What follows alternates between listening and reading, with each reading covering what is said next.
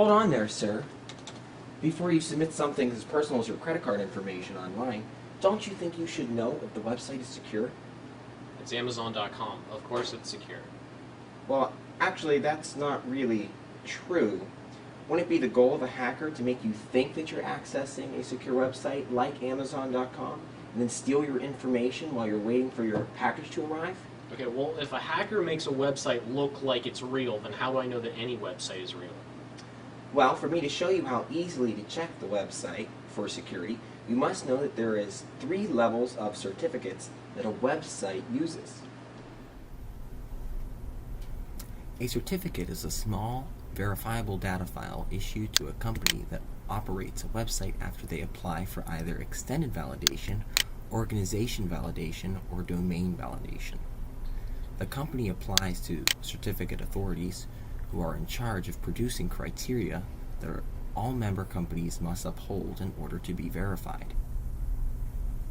Extended validation is the highest level of security and is provided to a company if they verify exclusive rights to their domain, confirm legal, operational, and physical existence, and prove that the entity has authorized the issuance of the certificate.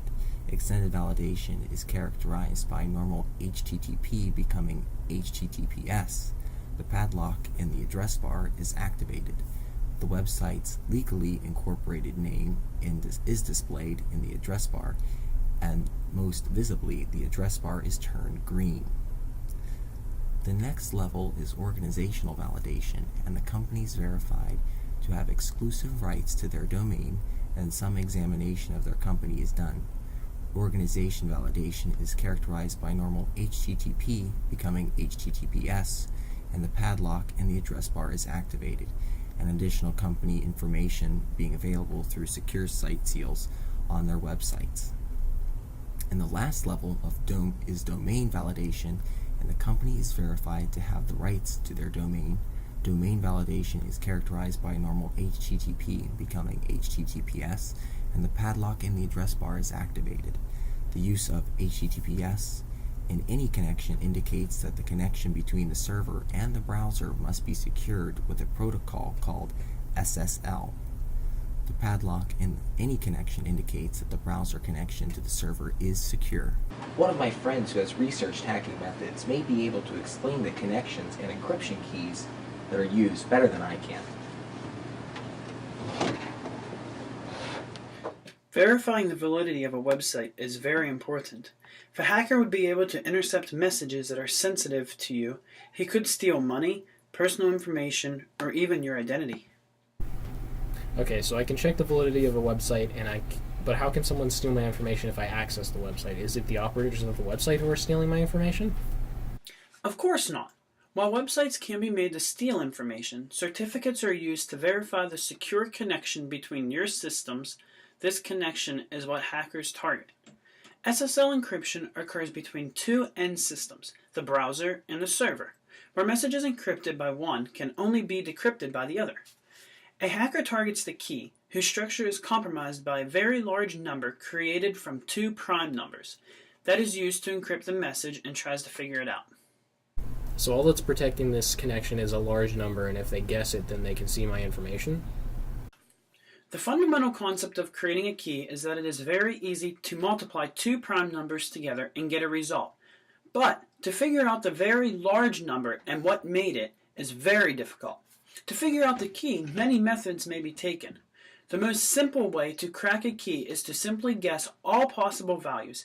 This is known as brute force and is simply starting at the highest, lowest, or somewhere in the middle and guessing every possible number that it could be.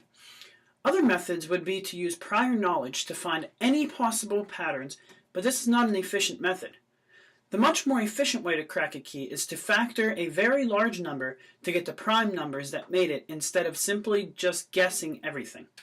Using this mathematical technique, hackers will try and crack the keys of secure connections. Now, when hackers use this method, we are able to calculate the average time that it would take to get an answer. The time that it takes is dependent upon the size of the key itself, and the size of the key is measured in bits. Bits are a computer's way to store numbers and is recognizable as binary. Binary is a series of two symbols, zeros and ones, and each place is referred to as a bit. The number is read from right to left, and as each subsequent number 1 represents one more than the maximum of the bits to the right of it. Standard groups of binary numbers are 8 bits, called a byte, and have a maximum of 256. Now that you understand binary somewhat, you understand how numbers are stored in strings of bits. This chart shows the average time of a general use computer to crack a key using brute force based on it guessing 8 million combinations per second. As you can see, the larger the size of the key, the more time it takes to crack it.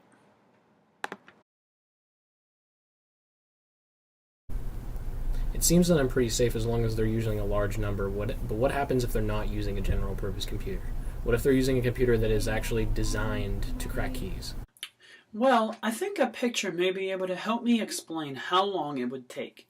I would like to point out that the previous table I showed you was based on brute force method, not a more efficient method.